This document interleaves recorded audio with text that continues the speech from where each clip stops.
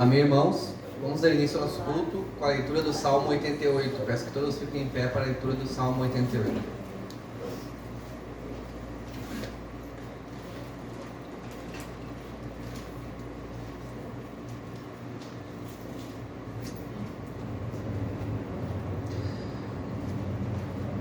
Salmo 88. Ó Senhor, Deus da minha salvação, dia e noite clamo diante de Ti. Chegue à Tua presença a minha oração. Inclina os ouvidos do meu clamor, pois a minha alma está farta de males, e a minha vida já se à beira da morte. Sou contado com os que baixam a cova. Sou como um homem sem força, atirado entre os mortos, como os feridos de morte que jazem na sepultura, dos quais já não te lembras. São desamparados de tuas mãos. Puseste-me na mais profunda cova, nos lugares tenebrosos, nos abismos. Sobre mim pesa a tua ira. Tu me abates com todas as tuas ondas. Aparta-te de mim os meus conhecidos, e me fizeste objeto de abominação para com eles. Estou preso e não vejo como sair. Os meus olhos desfalecem de aflição. Dia após dia venho clamando a Ti, Senhor, e Te levanto as minhas mãos. Mostra Tu prodígio aos mortos ou finados se levantarão para Te louvar? Será referida a Tua bondade na sepultura, a Tua fidelidade nos abismos? Acaso nas trevas se manifestam as Tuas maravilhas? E a Tua justiça na terra do esquecimento? Mas eu, Senhor, clamo a Ti por socorro, e antemanhã já se antecipa diante de Ti a minha oração. Por que rejeitas, Senhor, a minha alma e ocultas de mim o rosto?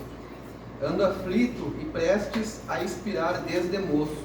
Sob o peso dos Teus terrores estou desorientado. Por sobre mim passam as Tuas iras, os Teus terrores deram cabo de mim. Eles me rodeiam como água, de contínuo a um tempo me circundam. Para longe de mim, afasta-te, amigo e companheiro, os meus conhecidos são trevas. Amém? Podem sentar.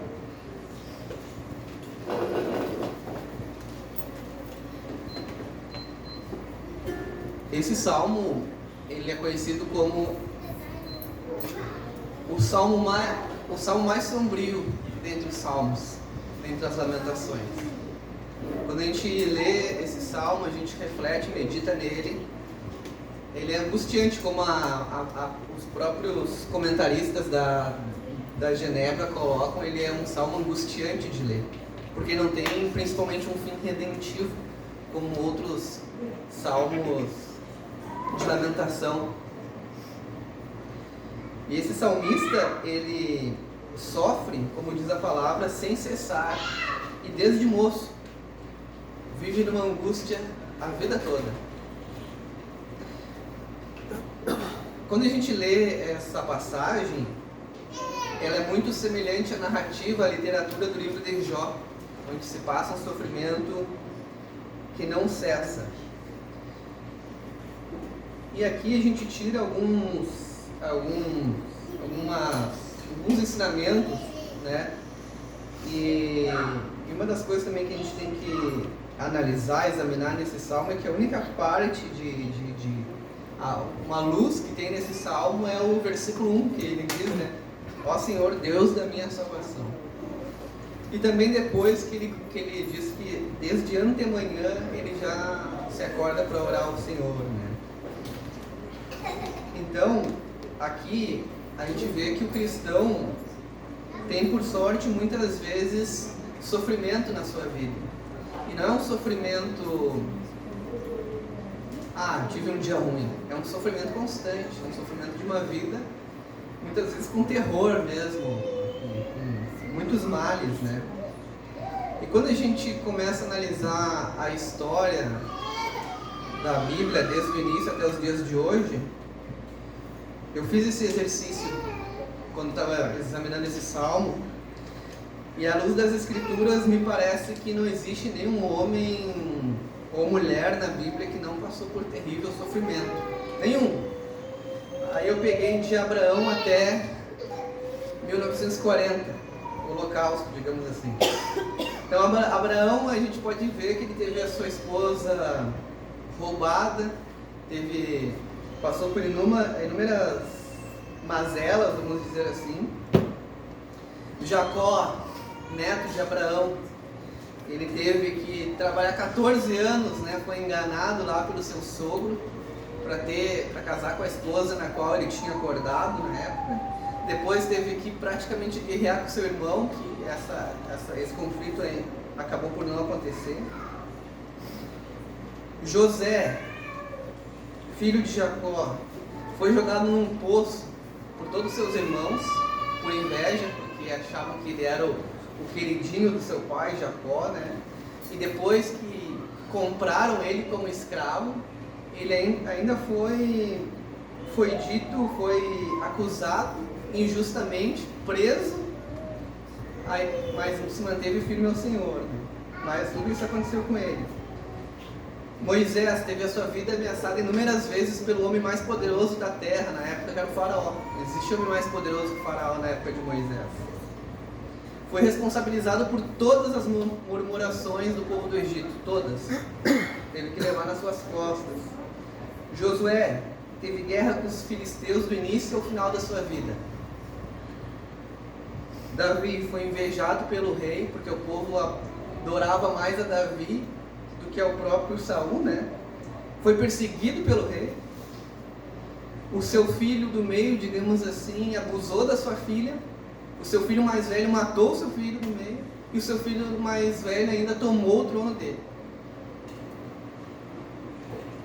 Salomão, que foi o rei mais rico, mais sábio, adorou outros deuses, foi idólatra.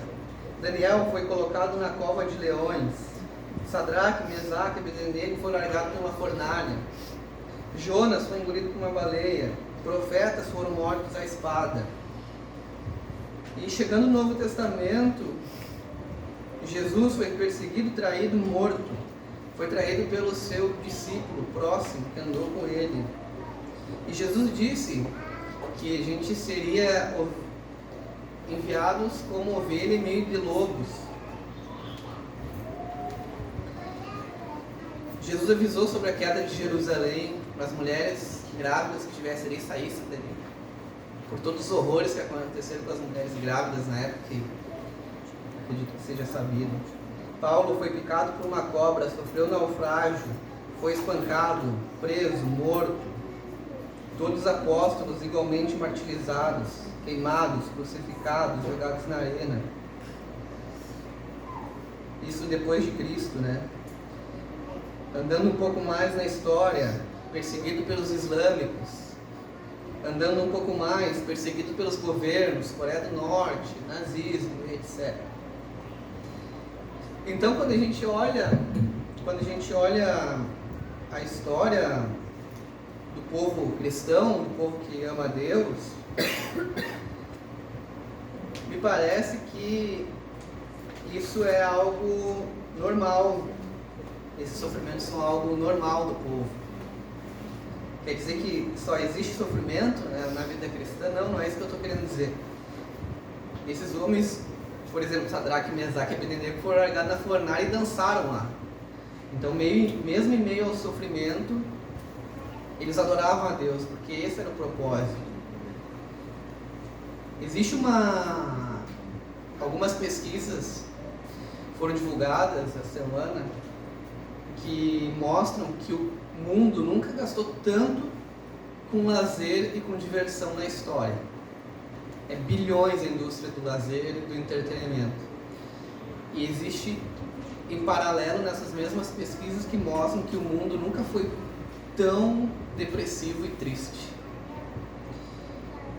Isso obviamente é falta de um propósito, porque essas pessoas aqui, elas não eram tristes. Os pais da igreja, eu não vou me recordar qual é o livro, mas diz que o mártir estava, enfim, crucificado, pegando fogo, morrendo, e uma pessoa olhar para ele, olhou nos olhos dele e sentiu uma paz muito grande ao ver ele sendo crucificado por Cristo. E aí a pergunta que fica é: a nossa vida parece com a dessas pessoas? Obviamente que não, porque a gente vive no Brasil, um país que não tem perseguição. E a segunda pergunta que eu reflito é: qual régua nós medimos o nosso sofrimento quando a gente olha para essas pessoas? Existe uma música que fala assim, eu conheço, a música diz assim: conheço crente que quando o seu filho se machuca, diz que Deus não olha, que Deus não cuida. É um rap cristão. E só que isso é muito fato, né? E a gente vê todo esse sofrimento que eu citei aqui, e muitas vezes a gente acha: meu Deus, meu filho se machucou, ele está doente, eu estou com dor de cabeça. E isso não deveria ser motivo de nos afastar da comunhão com Deus, porque todas essas pessoas que eu citei, cada vez que eles sofriam, mais eles tinham comunhão com Deus. E muitas vezes, por estar num país sem perseguição, nós somos muito mais presos do que pessoas que estão presas em países com perseguição. Muito mais. Presos à tecnologia, presos ao lazer, presos à depressão, presos ao amor pelo dinheiro, presos à obsessão pela carreira. Tudo é sucesso.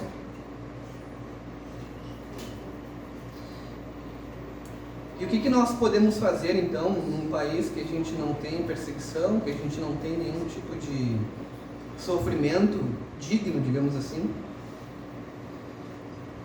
É ser Cristo na vida das pessoas. É ajudar a aliviar a dor de quem está sofrendo com isso. É o mínimo que a gente poderia fazer. É o mínimo. Porque a gente conhece muitas pessoas que estão sofrendo, muitas pessoas que precisam de ajuda. A gente precisa levar alívio, levar a paz, ajuda financeira e não financeira também. Então, quantas pessoas você ajudou essa semana? Em quantas pessoas você pensou essa semana? Por quantas pessoas você orou essa semana? Foi só por você, pela sua saúde, pela sua família? Será que não tem ninguém mais que precise da nossa oração? A gente precisa refletir sobre essas coisas e refletir porque não existe um novo modelo de ser cristão, existe um modelo histórico bíblico de pessoas, principalmente dos apóstolos, dos discípulos. A gente deveria aprender com essas pessoas. E que Deus nos ajude a medir a nossa vida pela vida daqueles que andaram mais próximos de Cristo, que são exemplos para nós, né? E que nós possamos ajudar quem precisa ser ajudado também. Amém? Vamos orar. Obrigado, Senhor Jesus, pela Tua palavra. Obrigado, Senhor, por nos colocar em condição de ajudar, Senhor, nos colocar em condição de se sacrificar pelo próximo, Senhor. Obrigado, Senhor, por perdoar os nossos pecados, pois só o Senhor pode perdoar os nossos pecados. Perdoa-nos, Senhor, por amar o dinheiro, por amar a nossa carreira, por amar as nossas ambições, muitas vezes mais do que a Ti, Senhor.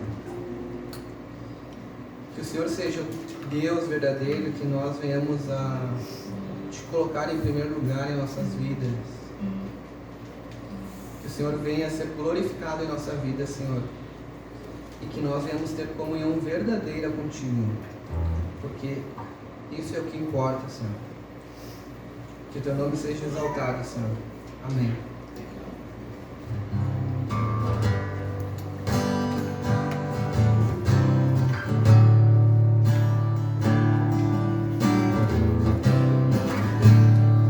Vamos ficar de pé para louvar o Senhor juntos, amém?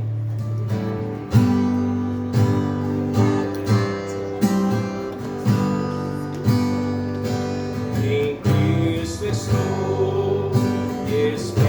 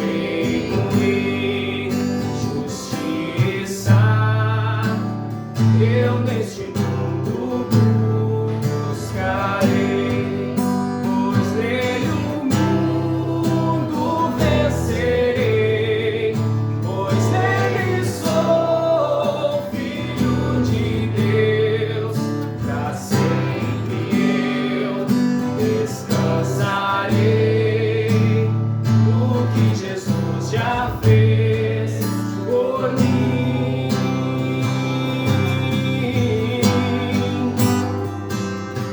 Em Cristo estou, não vou temer, rocha eterna Ele é, só nele posso descansar. Em Cristo estou, não vou temer, rocha eterna Ele é, só nele posso descansar. Em Cristo estou, não vou temer, rocha eterna Ele é, só nele posso descansar.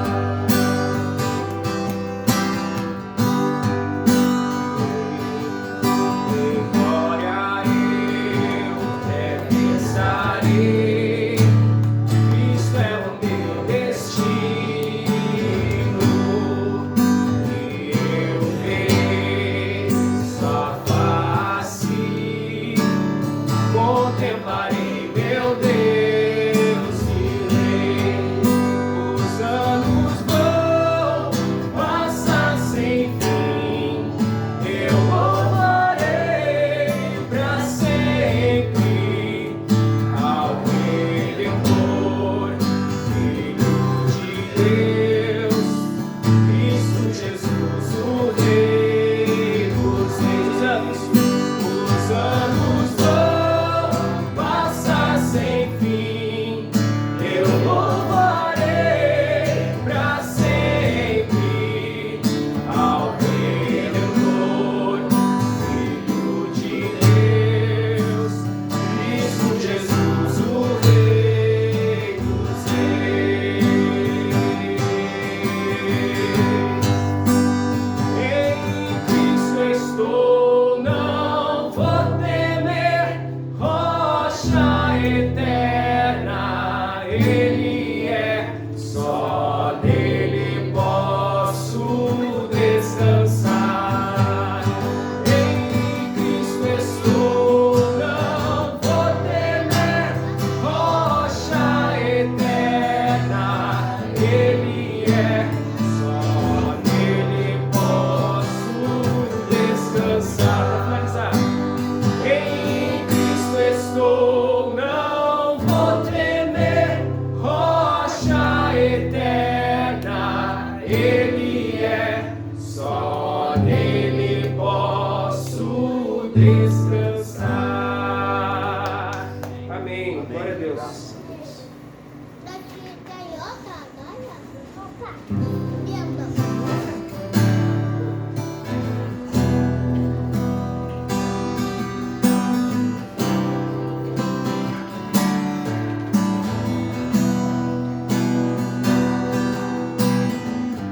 Chama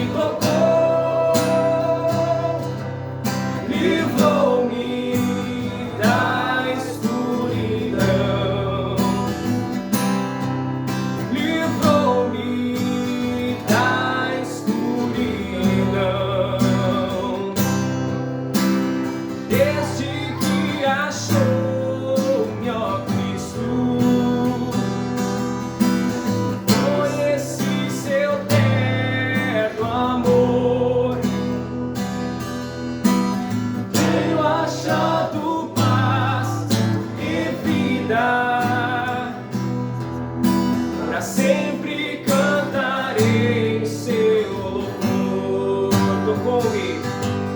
Tocou-me, Jesus, tocou-me.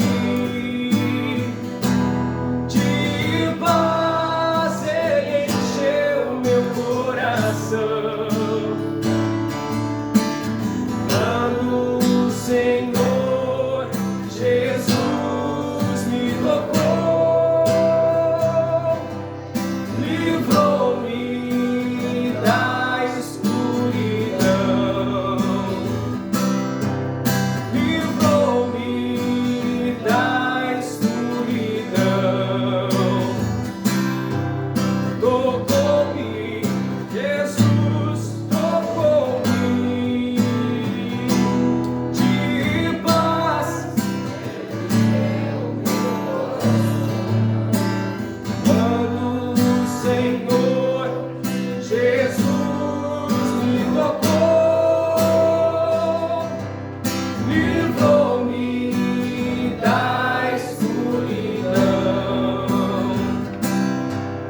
livrou-me da escuridão.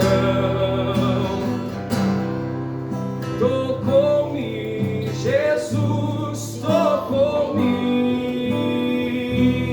De paz ele encheu meu coração. Quando o Senhor Jesus me tocou, livrou-me da escuridão, livrou-me da escuridão. Amém.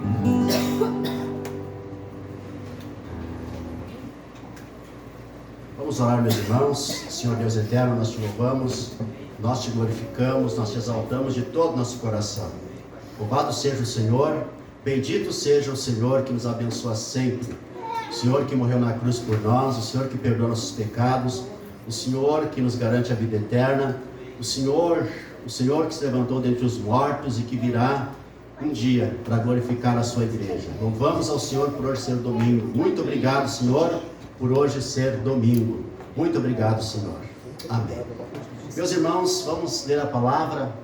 Louvado seja o Senhor, porque hoje é domingo, dia de celebrar ao nosso Deus, dia de glorificar ao Senhor, dia de exaltar o nome do Senhor. Vamos ler, meus irmãos, Provérbios capítulo 7, nós vamos expor todo o livro, mas eu quero ler do verso 1 ao... todo o livro não, todo o capítulo, do verso 1 ao verso 5, para a gente iniciar este momento de exposição da palavra. Provérbios capítulo 7, do verso 1 ao verso 5. Louvamos a Deus, né, por seu amor, por sua bondade, por sua infinita misericórdia. Louvamos a Deus por hoje ser domingo, dia que nós celebramos ao Senhor, escolhemos, né? Aliás, que o Senhor escolheu por ter ressuscitado nesse dia, que o Senhor escolheu para que o seu nome fosse glorificado pela igreja no culto semanal, e nós devemos ser gratos a Deus, porque para a eternidade toda nós vamos glorificar aquele que citou ao nosso Senhor Jesus Cristo. Provérbios capítulo 1, do verso 1 ao 4. Filho meu, guarda as minhas palavras e conserva dentro de ti os meus mandamentos. Guarda os meus mandamentos e vive, e a minha lei como a menina dos teus olhos. Ata-os aos dedos, escreve-os na tábua do teu coração. Dize à sabedoria, tu és minha irmã, e ao entendimento chama teu parente. Amém. Pode sentar, meus irmãos. Nós vamos fazer, como semana passada, a recitação, né, nossas recitações confessionais. Nós vamos fazer aqui na primeira parte da nossa pregação. Irmãos, hoje, nessa exposição do capítulo 7, eu vou falar especialmente aos homens. Quando a gente faz exposições da palavra, assim como nós estamos fazendo, a gente vai ter pregações às vezes temáticas não, mas direcionadas, né, a assuntos específicos, porque nós estamos pregando toda a palavra. E hoje é uma pregação especialmente aos homens, mas as mulheres, mães, irmãs, esposas, né, podem ajudar aos homens. Por isso, a pregação da palavra hoje vai ser muito eficaz para isso. E o meu tema é o homem reprovado e o homem aprovado. O que faz um homem ser aprovado? O que faz um homem ser reprovado? O homem reprovado e o homem aprovado. O que faz um homem ser aprovado e outros não? O apóstolo Paulo, ele faz a seguinte recomendação: procura aos obreiros, né? Procura te apresentar a Deus como obreiro aprovado, que não tem do que se envergonhar. Óbvio que esse é um mandamento para todos nós. Não agir de forma a sermos reprovados perante Deus. Nós vamos considerar algumas histórias bíblicas. Por exemplo, em Gênesis 39, nós temos a história de José, que era um jovem ainda, solteiro, e ele é vendido pelos irmãos aos amalequitas, e os amalequitas vendem José aos egípcios como escravo, e ele vai parar na casa de um figurão egípcio, Potifar. E lá, a mulher de Potifar se engraça com José e tenta seduzir José. Mas José foge e ela fica com a roupa de José nas mãos e denuncia como que se José tivesse sido o assediador. José é preso e fica anos preso, mas a história vocês conhecem. Mas o que me chama a atenção aqui é por que José fugiu dessa mulher. De onde ele tirou força para dizer não? Nós temos um outro exemplo de Boaz, né? No capítulo 3 de Ruth, que eu sempre digo, Boaz é o homem mais íntegro da Bíblia, né? Mais íntegro do mundo. Boaz, ele está dormindo na eira, né? Descansando à noite, e Noemi, sogra de Ruth, que estava viúva, vinda de Moabe, e ela precisava de um casamento e de um resgatador, na verdade, alguém da família do ex-marido que pudesse casar com ela. Então Noemi diz que Boaz é esse homem, e ela diz: olha, você colheu, porque ela tinha colhido espigas lá na lavoura de Boaz durante o dia, e Noemi diz: olha, vai lá, porque eu sei onde Boaz dorme, e ele toma vinho à noite, ele está meio bêbado, né? E então vai lá,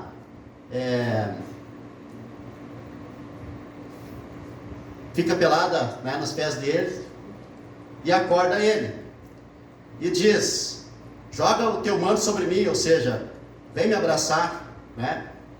E ela faz isso, Ruth faz isso, de madrugada, de noite, sozinha.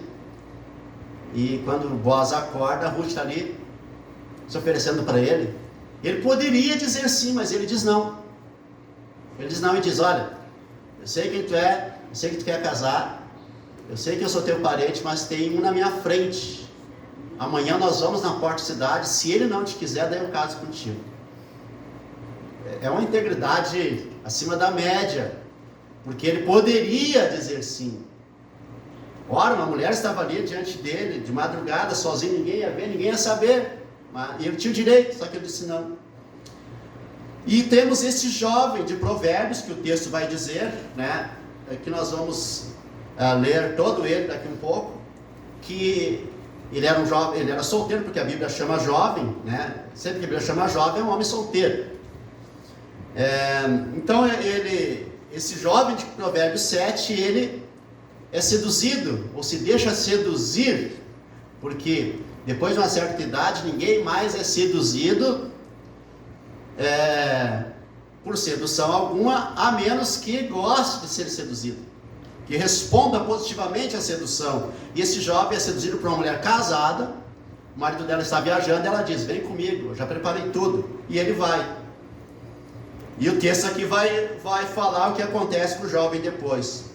Então a pergunta é: o que leva alguns homens a agir de forma imoral e outros não? Até homens e mulheres, o que leva alguns a agirem de forma imoral e outros não? A resposta mais comum é que se trata da formação do caráter, do tipo da formação do caráter. Mas o que um homem precisa para manter a sua integridade, agir bem e ser aprovado por si mesmo, em primeiro lugar, pela esposa, caso ele seja casado, e por Deus? É isso que eu quero responder a partir desse texto, nesse sermão. Irmãos, é óbvio que alguém que é seduzido, né, que trai, que adultera, por exemplo, a gente sempre diz que o principal fator é a formação do caráter. Porém, alguns estudos, né, sobre isso apontam que depende muito, por incrível que pareça, da alimentação da pessoa, do que ele alimenta a sua mente também, do tipo de recompensa que ele é acostumado a dar para o seu cérebro, né? Então, muito questão de como está a dopamina, né? O neurotransmissor do prazer naquele momento. Dependendo, ele vai dizer sim ou vai dizer não. Mas, segundo esses estudos, o principal fator para que uma pessoa diga não a uma tentação é a firmeza de um propósito que ele tenha. Por exemplo, qual é o propósito, a motivação principal para uma pessoa dizer não, por exemplo, no meu caso, a açúcar? Eu tenho um propósito, e o meu principal propósito é viver sem medicação. Esse é o meu principal propósito. Não é apenas a saúde, mas acima da saúde, o quê? Como eu quero ter essa saúde?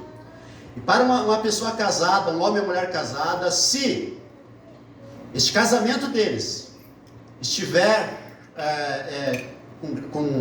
em dia com a conexão e outros fatores, é muito mais fácil, né? Se ele estiver feliz, fator felicidade, fator satisfação. Se a alma desse sujeito estiver satisfeita, ele vai dizer não ao algo mais. E a infidelidade, a imoralidade, a pornografia e outras coisas, né? Esse algo mais, comida, bebida, drogas, enfim, tudo aquilo que é reprovado por Deus, por si mesmo, pelos familiares, é isso que leva a pessoa a dizer não. Então eu quero trazer alguns pontos aqui a partir desse texto. O que eu estou falando hoje principalmente aos homens, mas as mulheres podem ajudar nessa missão, seja quem for. Olha só, em primeiro lugar, meus irmãos, para que um homem diga não, um homem seja aprovado, o homem aprovado precisa amar a sabedoria. Versos 1 ao 4, filho meu, guarda as minhas palavras e conserva dentro de ti os meus mandamentos. Guarda os meus mandamentos e vive, e a minha lei como a menina dos teus olhos. Ata-os aos dedos, escreve-os na tábua do teu coração, e dize a sabedoria, tu és minha irmã. E ao entendimento, chama teu parente. A pergunta é, ok, eu preciso amar a sabedoria, mas onde buscar a sabedoria? A resposta é, em primeiro lugar, na palavra. E aí, a palavra tem as respostas para nós, e por isso eu quero agora recitar com vocês o resumo da vontade de Deus revelada, que é a palavra de Deus. E esse resumo todo, de tudo que nós precisamos fazer, está nada mais nada menos que nos 10 mandamentos. O resumo do que nós temos que fazer. Se alguém perguntar qual é a vontade de Deus para a minha vida, a minha resposta vai ser obedecer os 10 mandamentos. Qual é a vontade de Deus para a minha vida? Obedecer os 10 mandamentos. Então vamos lá, qual é o primeiro mandamento? Não terás outros deuses diante de mim. O segundo mandamento: não farás para ti imagem de escultura, nem alguma semelhança do que há em cima dos céus. Não as adorarás e não lhes dará culto. Terceiro mandamento: não tomarás o nome do Senhor teu Deus em vão. Quarto mandamento: lembra-te do dia do sábado para o santificar. Quinto mandamento: honra teu pai e a tua mãe. Sexto mandamento: não matarás. Sétimo mandamento: não adulterarás. Oitavo mandamento: não furtarás. Nono mandamento: não dirás falso testemunho contra o teu próximo. E 10º mandamento: não cobiçarás nada do teu próximo. Também nós recitamos todos os domingos a melhor forma que nós achamos de aprender a palavra, que é o estudo de um catecismo. E nós estamos nesse período agora aprendendo, domingo após domingo, o Catecismo Nova Cidade. Hoje é a pergunta número 5. Na semana passada nós vimos que Deus nos criou para si. Deus nos criou para fazer a sua vontade. E a sua vontade está revelada na palavra. Então, pergunta número 5. O que mais Deus criou? Resposta: Deus criou todas as coisas por sua poderosa palavra, e toda a sua criação era muito boa. Tudo vicejava sob seu amoroso governo.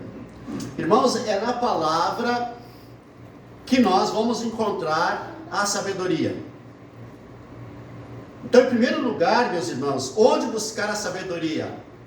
Em primeiro lugar, nós devemos buscar a sabedoria na palavra.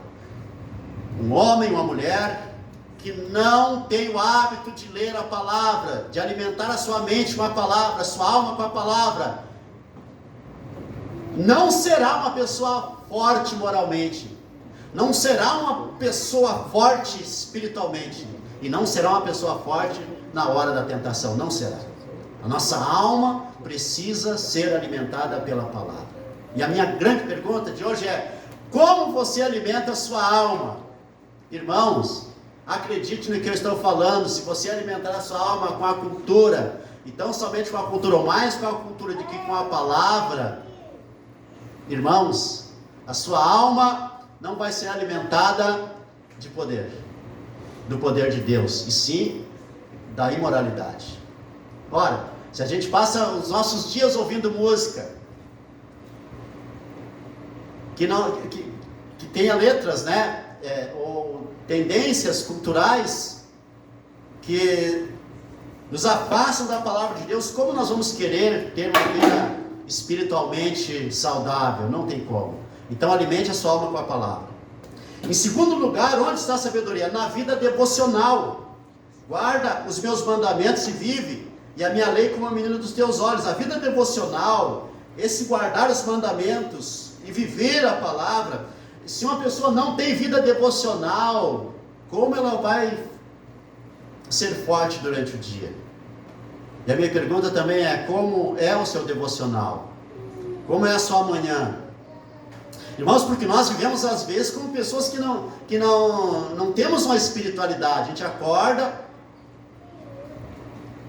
faz o nosso lanche, já estamos pensando no dia de trabalho, já vamos para o trabalho ou para outras atividades, chegamos em casa, já ligamos a TV, já vamos ver uma série, já vamos ver um filme e vamos dormir. Assim repete no outro dia, sem um devocional, sem ler a palavra.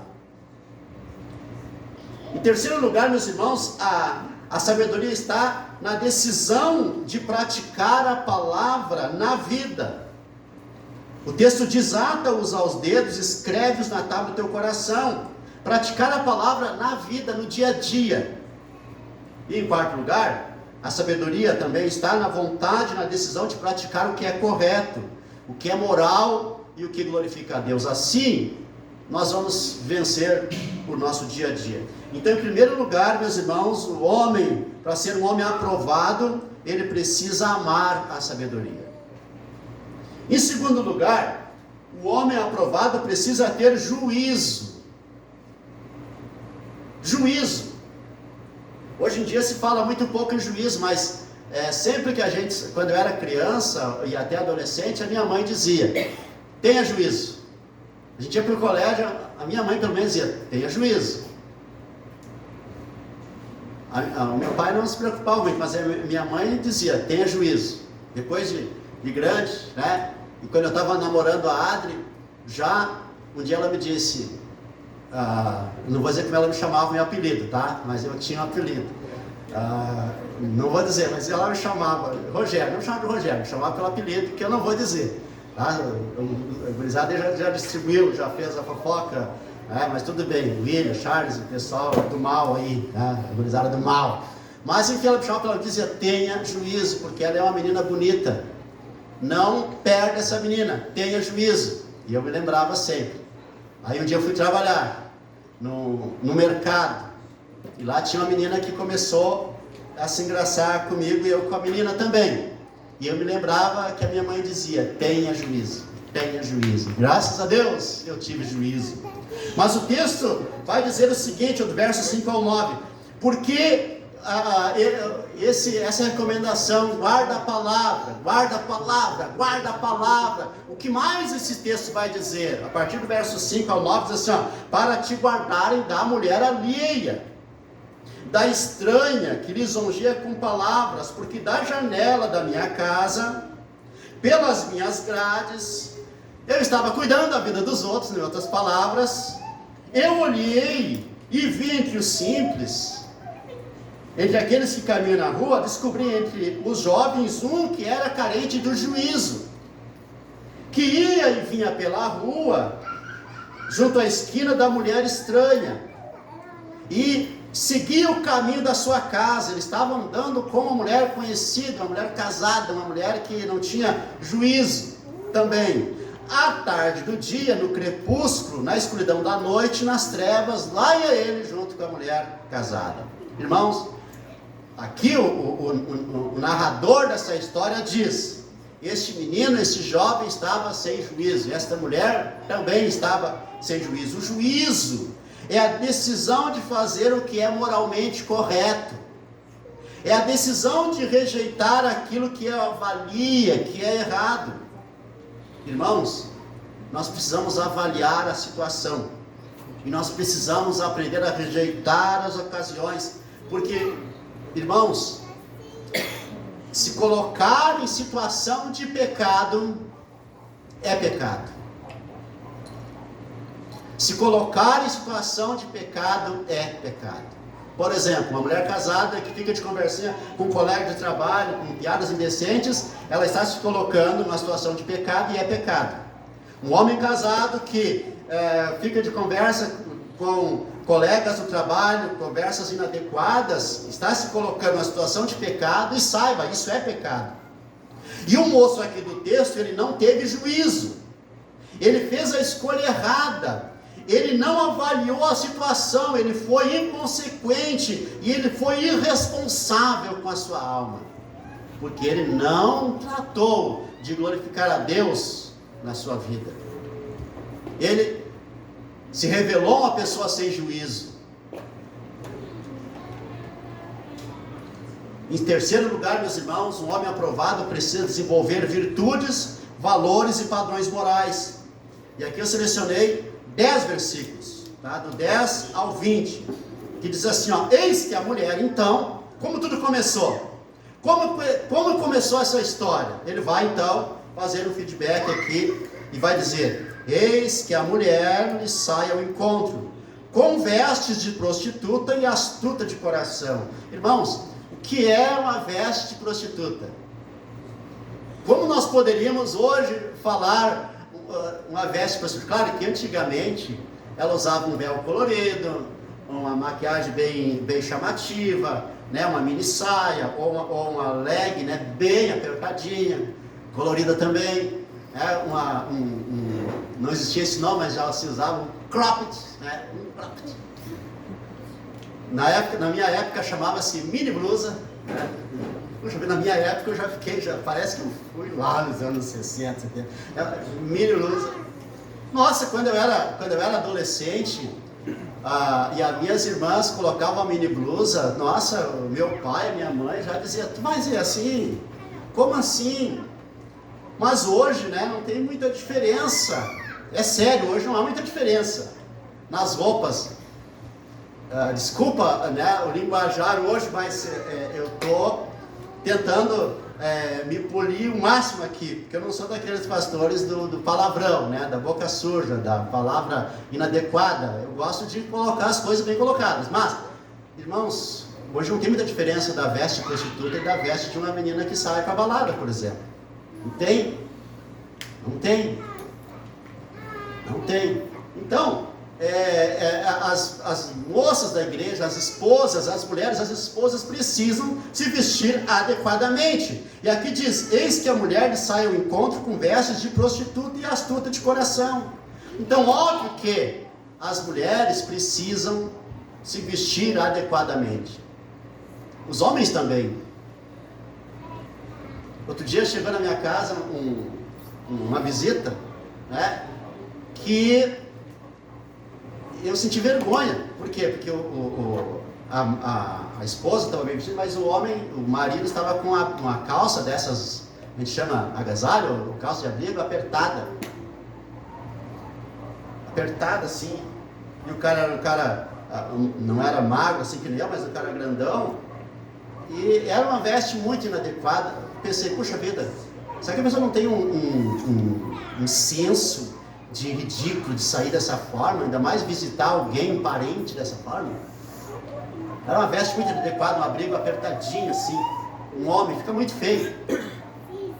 Então eu sou a favor de que o homem precisa se vestir também modestamente, também de forma adequada, e a menos que esteja numa piscina, numa praia, em casa, mas para sair ele precisa se vestir adequado. Então, se o irmão aí tem uma calça de abrigo, um agasalho apertadinho, né? Veja como está, uma bermuda apertadinha, veja como está. Gente, nós precisamos ter decência, as mulheres precisam ter decência, os homens também. Aí essa mulher é apaixonada e inquieta, cujos pés não param em casa. Essa mulher, o marido saía, ela ia vizinhar, ruar. Ora está nas ruas, ora nas praças, espreitando por todos os cantos. Aproximou-se dele, do jovem, o beijou, e de cara impudente ou sem vergonha ele diz: sacrifícios pacíficos tinha de oferecer, paguei hoje os meus votos. Inclusive ela era religiosa, ela foi lá, ofereceu o culto e depois foi ruar. Por isso saiu ao teu encontro, para te buscar e te achei. Verso 16: já cobri de colchas a minha cama, e de linho fino do Egito de várias cores. Já perfumei o meu leito com mirra, aloés e cinamomo. Minha cama está perfumada. Vem, embriaguemo-nos com as delícias do amor até pela manhã. Gozemos, amores, porque o meu marido não está em casa, saiu de viagem para longe, levou consigo bastante dinheiro. Só por volta da lua cheia, ou daqui uma semana, ele tornará para casa. Enquanto isso, né, vamos aproveitar. Vejam, meus irmãos, que esse moço foi seduzido. Mas quem é seduzido porque gostou, ele correspondeu à sedução. Este moço foi com a mulher casada para a casa dela, quando o marido dela não estava, mas ele fez uma opção, ele fez uma escolha. Aqui diz um moço, ou seja, ele já tinha entre 20 e 30 anos, caso contrário, se diria uma criança. Mas ele era um cara solteiro, porque fala um jovem, um moço. Irmãos, o que leva as pessoas a agir de forma inadequada? O que leva uma mulher a ser indecente? O que leva um homem a ser imoral? O que leva? Irmãos, a falta de virtudes, a falta de valores e a falta de padrões morais. Se não desenvolvermos virtudes, se não tivermos valores firmes, se não tivermos padrões morais elevados, nós vamos viver em tentação. Irmãos, eu sou pastor há muitos anos. Eu fui ordenado há 25 anos. E sou pregador desde que o Grêmio foi campeão do mundo. Então já faz tempo. E foi campeão do mundo, pode ter certeza que foi. Desde que o Grêmio foi campeão do mundo, a boa parte de vocês nem eram nascidos. Naquele ano eu comecei a ser um pregador. E no ano seguinte eu conheci a Adri. Irmãos, e desde então, a Adri, desde aquela época, desde 1984, Ela ocupa meu coração e ela é o propósito principal. Eu poderia ser hipócrita e falar, é Deus o motivo principal. Deveria ser. Mas eu conheço muita gente, muitos pastores, né, pregadores, que traiu a sua mulher e continuaram pregando. Então, Deus, Ele é Deus e coloca também na nossa vida, e coloca na vida do homem e da mulher, casados, o amor da vida, para cuidar deles. Então, Deus, eu tenho certeza que aos casados, Deus coloca alguém para cuidar da gente, assim como Deus coloca filhos para a gente cuidar. Porque filhos é Deus que manda. Deus que manda. Por isso a gente tem que ter bastante filhos. Outro dia a gente foi visitar uns antigos amigos que são casados há uns 5, 6 anos. Aliás, não, há mais, há 10 anos, porque eu fiz o casamento deles há 10 anos atrás. E eles têm 2 filhos, 2 filhos. E aí eu perguntei, vocês querem ter mais filhos? E ela respondeu, quantos Deus mandar? Oh, maravilha, coisa linda de ouvir. Quantos Deus mandar? Mas, meus irmãos, o principal motivo, nós precisamos ter um propósito para dizer não. Então, irmãos, quem não tem esse propósito, vai viver em tentação. E um dia, há 2 anos atrás, eu fiz uma pregação e disse, eu nunca fui... Alguns pastores amigos meus dizem, porque eu vivo sendo tentado, as mulheres vivem dando em cima de mim, porque eu tenho... Um chegou a me dizer, meu cofre está cheio de cartas de mulheres casadas, pastor, cheio de cartas de mulheres casadas, mulheres apaixonadas, porque é uma tentação, porque é difícil. Aí outro dia eu disse, olha, eu nunca fui tentado por mulher nenhuma na igreja, nunca mulher nenhuma deu em cima de mim. Meus irmãos, não é porque eu sou feio também, né? Não é por isso, não é esse motivo, porque eu não sou, eu não sou bonito, não sou lindo, né, tal, mas, por favor, gente mais feia que eu já adulterou várias vezes, entendeu? Então esse não é o motivo. Mas eu nunca fui tentado por mulher nenhuma, na igreja. Ninguém me deu uma cantada. E a gente já teve várias igrejas grandes. Enfim, nossa, já viajei por muitos lugares, já fiquei sozinho, já fui sozinho para pregar para jovens, já conversei com meninas, mas eu nunca fui tentado por ninguém, nunca ninguém me deu uma cantada, aliás, nem pelo WhatsApp.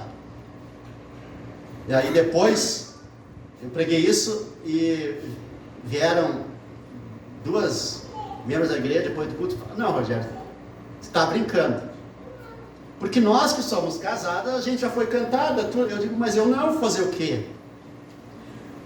Agora, se a gente não demonstra, e é óbvio que a minha técnica é sempre me mostrar apaixonado. Né? Eu sempre me mostro, onde eu vou eu falo que eu sou casado, que eu tenho a Adri, e que a Adri, não sei o quê, chega a ser às vezes até chato, né? Mas quem não tem um propósito, valores a preservar, vive sendo tentado. Por isso, meus irmãos, em 4º lugar, o homem aprovado precisa ter firmeza moral e espiritual. Um homem aprovado precisa ter firmeza moral e espiritual. Como o texto é específico para homem, eu digo às mulheres, a mulher também precisa ter firmeza moral e espiritual. Olha o que aconteceu com este homem, com este jovem. Verso 21. Ela o seduziu com muitas das suas palavras, ou com as suas muitas palavras, com as lisonjas, os elogios dos seus lábios, e o arrastou. E ele, num instante, a segue. Como boi, olha só que expressão, como boi que vai ao matadouro, como um servo que corre para a rede, até que a flecha lhe atravesse o coração, como a ave que se apressa para o laço, sem saber que isto lhe custará a vida. No sermão anterior, meus irmãos, domingo passado, que só saiu ontem no YouTube, eu falei que a moralidade não está entre as coisas negociáveis. A moralidade para o cristão é inegociável. A vida moral para o cristão é inegociável. Eu sempre vou dizer, meus irmãos, que sexo antes do casamento é pecado, é uma coisa condenada por Deus, não é apropriado ao cristão. Eu sempre vou dizer que o marido precisa ter o celular e a esposa desbloqueado para o seu cônjuge. Lá em casa nós temos o hábito de ninguém ter senha. Os meus filhos, eles não têm o celular bloqueado. Por quê? Porque eles moram na minha casa, a casa não é deles, a casa é minha. Então não tem, ainda ontem a Adri disse, os meus filhos têm o celular desbloqueado. E às vezes as mulheres não têm essa firmeza, porque a gente falando sobre bloquear celular e tal, e aí eu fiz uma brincadeira de bloquear meu celular, a Adri disse, tu quer ficar sem celular? Ela me falou, tu quer ficar sem celular? Olha só o que ela disse, Natália, eu martelo teu celular. Pensou que agressividade, que violência? Como assim martelo meu celular? Mas nós não temos bloqueio. Nem senha para nada. Irmãos, aliás, lá em casa acho que todo mundo usa a mesma senha para tudo. Até para o banco. Irmãos, então a moralidade não pode ser relativizada. E nós precisamos ter firmeza moral e espiritual. E a firmeza moral, meus irmãos, é a decisão de agir de forma correta moralmente. Qualquer indecência, seja nos olhos, seja no pensamento, deve ser vencidos. Porque Jesus, por exemplo, falou sobre o adulterar no coração, ou seja, na mente, no pensamento. Este moço, ele teve um final trágico. Diz aqui, verso 23, sem saber que isto lhe custará a vida. Este moço do texto teve um final trágico. A decisão que ele tomou custou-lhe a vida. E por último, meus irmãos, o homem aprovado precisa estar sempre vigilante contra tentações e não ceder ao pecado. O homem e a mulher. Mas o texto está falando especificamente ao homem, eu estou arranjando aqui, fazendo uma aplicação às mulheres também. O homem aprovado precisa estar sempre vigilante contra tentações e não ceder ao pecado. Aí a ponderação final do narrador, verso 24 a 27, ele diz, agora pois filho. Agora ele olha para o seu filho e diz, agora filho, dá-me ouvidos e se atento às palavras da minha boca. Não se desvie o teu coração para os caminhos dela. Não faça como esse jovem sem juízo. E não andes perdido nas suas veredas. Porque a muitos essa falta de juízo feriu e derrubou.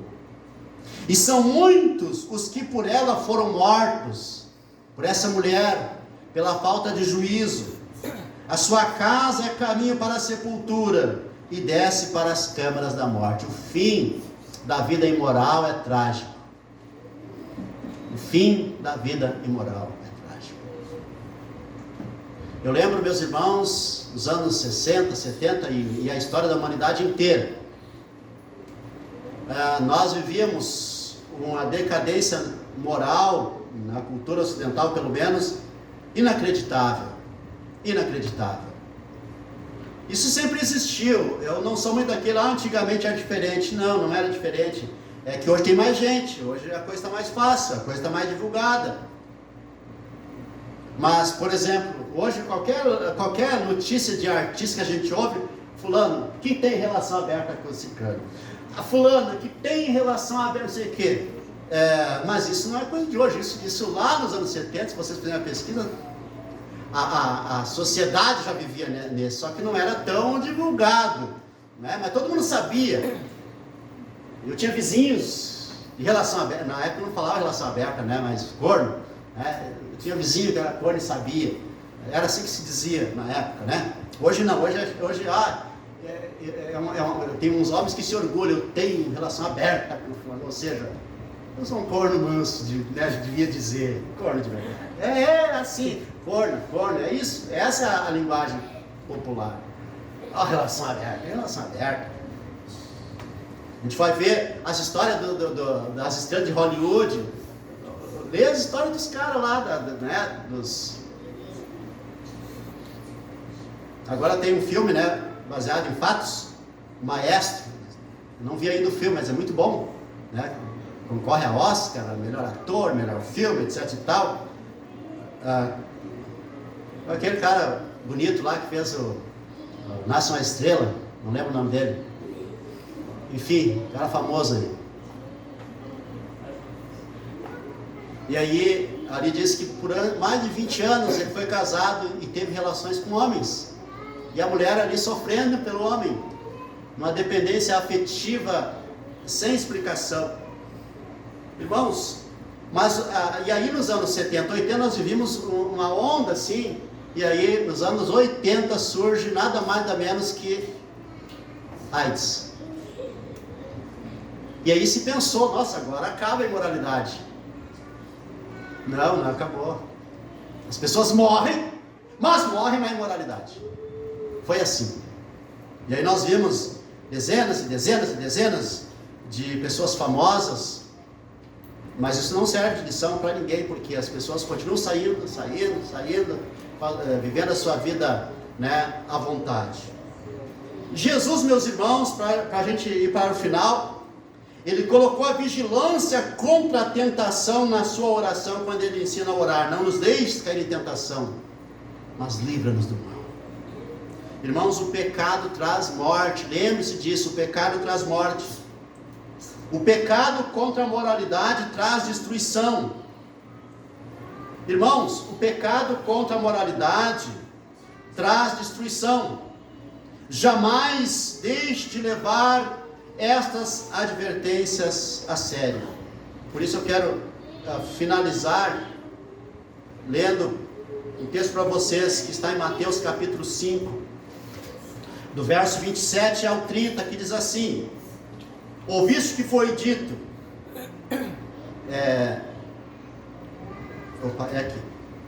ouviste que foi dito, não adulterarás. Eu, porém, vos digo: qualquer que olhar para uma mulher com intenção impura no coração, já adulterou com ela. E eu pergunto, aqui está falando do olhar para uma mulher, mas se uma mulher olhar para um homem, adulterou no coração.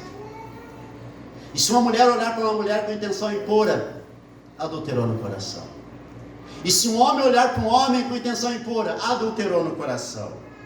Se o teu olho direito te faz tropeçar, arranca-o e lança-o de ti. Porque convém que se perca um dos teus membros e não seja todo o teu corpo lançado no inferno. E se a tua mão direita te faz tropeçar, corta e lança de ti, pois te convém que se perca um dos teus membros e não vá todo o teu corpo para o inferno. O apóstolo Paulo, meus irmãos, também, ele vai nos dizer em 1 Coríntios capítulo 6, do verso 12 ao verso 20, ele também traz uma advertência séria, que diz assim: todas as coisas me são lícitas, mas nem todas me convêm. Todas as coisas me são lícitas, mas eu não me deixarei dominar por nenhuma delas. Os alimentos são para o estômago, e o estômago para os alimentos, mas Deus destruirá tanto estes como aquele. Porém o corpo não é para a impureza, mas para o Senhor, e o Senhor para o corpo. Por isso, meus irmãos, qualquer ação que nós fizermos, nós podemos fazer, se a gente puder dar graças a Deus antes, durante e depois. Por isso que o ato conjugal é o único apropriado na sexualidade. Por quê? Porque o casado pode dar graças a Deus antes, durante e depois, mas os amantes não podem, os namorados não podem, noivos não podem. Somente os casados podem dar graças a Deus antes, durante e depois. Deus ressuscitou o Senhor e também nos ressuscitará a nós pelo seu poder. Não sabeis que os vossos corpos são membros de Cristo? E eu porventura tomaria os membros de Cristo e os faria membros de uma meretriz? Absolutamente não. Ora, ou não sabeis que o homem que se une à prostituta forma um só corpo com ela? Porque como se diz, serão os dois uma só carne, mas aquele que se une ao Senhor é um espírito com ele. Por isso, verso 18, fujam da impureza. Qualquer outro pecado que uma pessoa cometer é fora do corpo, mas aquele que pratica imoralidade peca contra o corpo. Acaso não sabeis que o vosso corpo é santuário do Espírito Santo, que está em vós, o qual tendes da parte de Deus, e que não sois de vós mesmos, porque fostes comprados por preço. Agora, pois, glorificai a Deus no vosso corpo. E o último texto que eu quero ler, meus irmãos,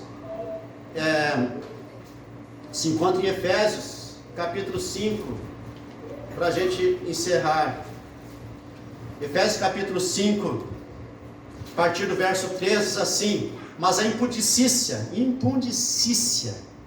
olha essa, impudicícia é imoralidade, coisa impura, é sujeira.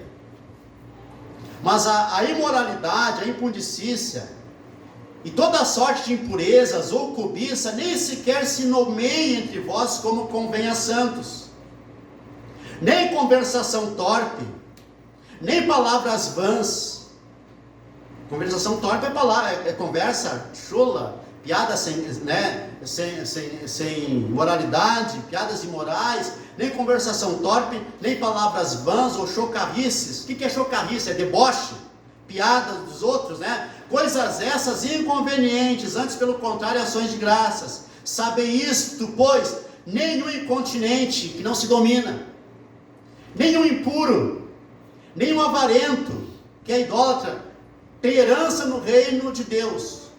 Ninguém vos engane com palavras vãs, porque por essas coisas vem a ira de Deus sobre os filhos da desobediência. Portanto, não sejais participantes com eles. Pois outrora erais trevas, porém agora sois luz do Senhor. Andai como filhos da luz, porque o fruto da luz consiste em toda bondade e justiça e verdade, provando sempre o que é agradável ao Senhor. E não sejais, irmãos, vejam isso, e não sejais cúmplices nas obras infrutíferas das trevas, antes porém reprovai-as. Reprovem as obras das trevas, reprovem a cultura das trevas, porque o que eles fazem em oculto, só referir é vergonha, só falar do que acontece é vergonha, mas todas as coisas, quando reprovadas pela luz, se tornam manifestas, porque tudo que se manifesta é luz, pelo que diz: desperta, ó tu que dormes, levanta-te dentre os mortos, e Cristo te iluminará.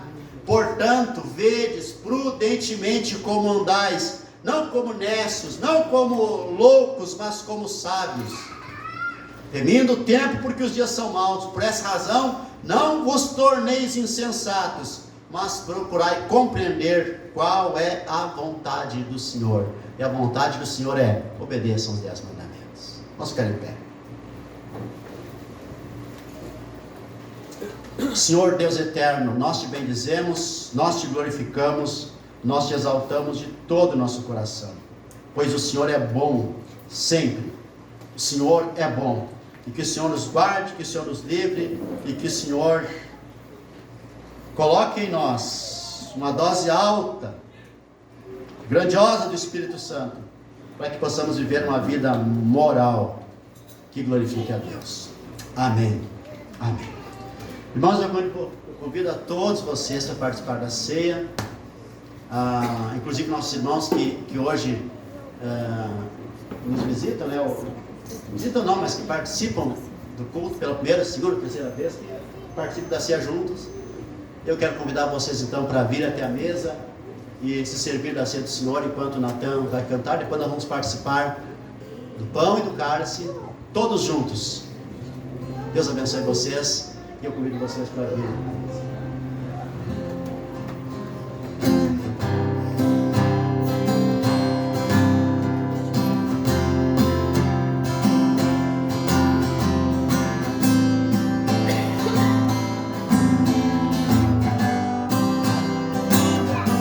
Porque ele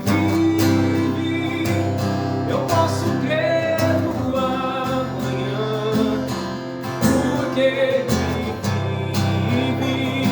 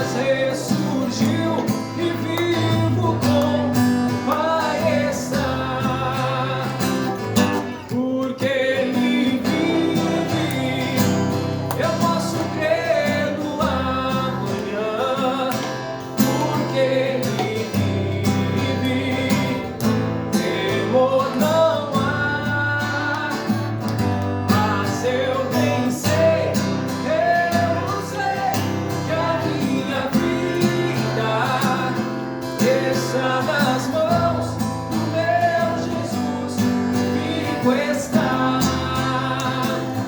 E quando enfim chegar a hora em que a morte enfrentarei,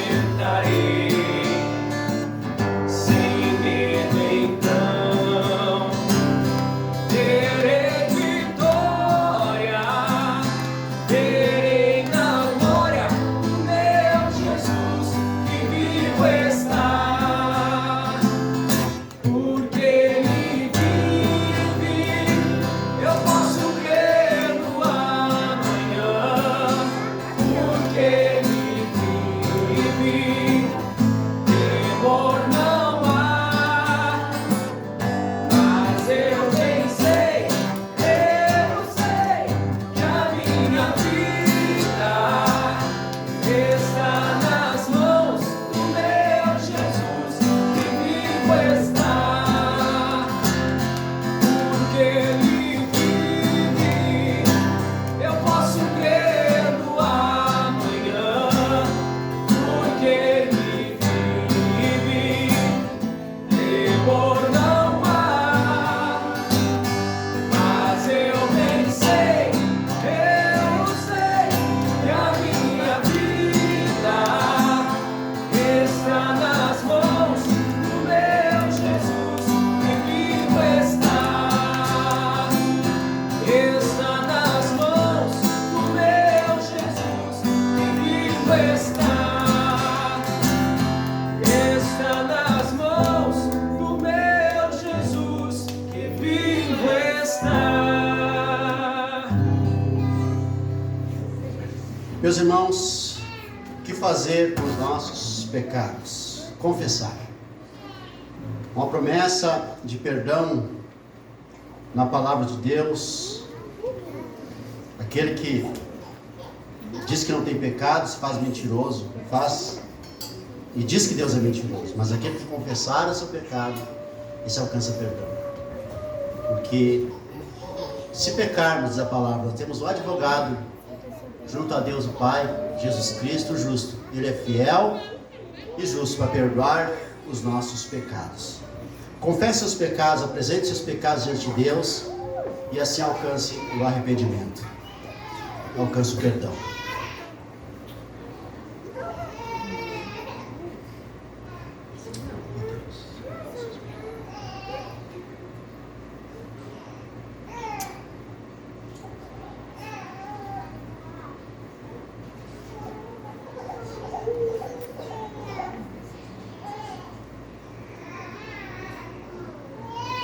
Ao confessarmos os nossos pecados, recebemos o perdão dos nossos pecados. Esta é a boa nova do Evangelho para todos nós. Amém. Meus irmãos, a palavra do Senhor nos diz que o Senhor Jesus, na noite que foi para ele, tomou um pão e, tendo dado graças, o partiu e disse: este é o meu corpo que é dado por vós. Façam isto em memória de mim. Senhor Deus, nós te damos graças pelo pão. Te damos graças, Senhor, porque o Senhor morreu na cruz por nós. O teu corpo foi partido na cruz em nosso lugar para perdão dos nossos pecados. Por isso nós te glorificamos. Amém. A palavra do Senhor também nos diz que o Senhor Jesus, depois de cear, tomou o cálice, dizendo: este cálice é a nova aliança do meu sangue.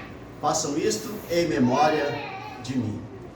Senhor Deus, nós te damos graças, te pedimos a bênção sobre o cálice, te pedimos a bênção, Senhor, sobre este cálice, porque a tua palavra diz que o teu sangue foi derramado na cruz para lavar os nossos pecados, ou seja, para perdoar os nossos pecados. Por isso nós temos a redenção, o perdão dos nossos pecados. Te glorificamos, Senhor, te bendizemos pelo perdão dos nossos pecados, pela morte do Senhor Jesus Cristo na cruz. Porque a palavra do Senhor nos diz que teu sangue, teu corpo é verdadeira comida, teu sangue verdadeira bebida, no sentido de que nós cremos que o corpo do Senhor foi pregado na cruz, o seu sangue derramado para perdão dos nossos pecados. Por isso nós temos os nossos pecados perdoados. pelo poder da morte do nosso Senhor Jesus Cristo em nosso lugar. Pois na cruz, o Senhor derramou o seu sangue para nos perdoar, para nos salvar. Por isso nós somos justificados pela fé, e pela fé somente, fé no Filho de Deus, que a si mesmo se entregou por nós, nos amou e se entregou por nós. Amém. Meus irmãos, eu convido vocês para comer o pão em nome do nosso Senhor Jesus Cristo.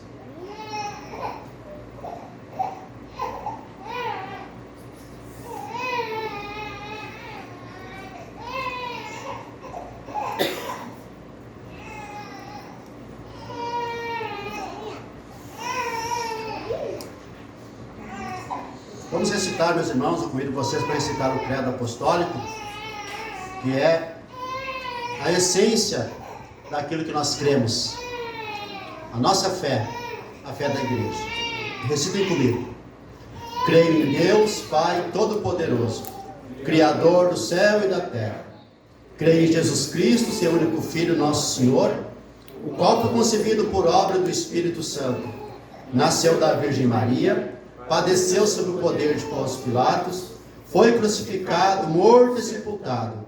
Desceu ao inferno, ressurgiu dos mortos ao terceiro dia, subiu ao céu, está sentado à direita de Deus Pai Todo-Poderoso, de onde há de vir para julgar os vivos e os mortos.